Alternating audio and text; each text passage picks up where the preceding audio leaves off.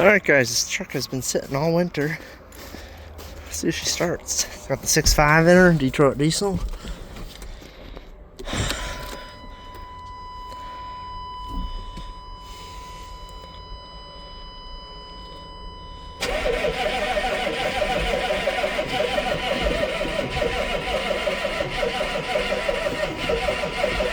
Come on.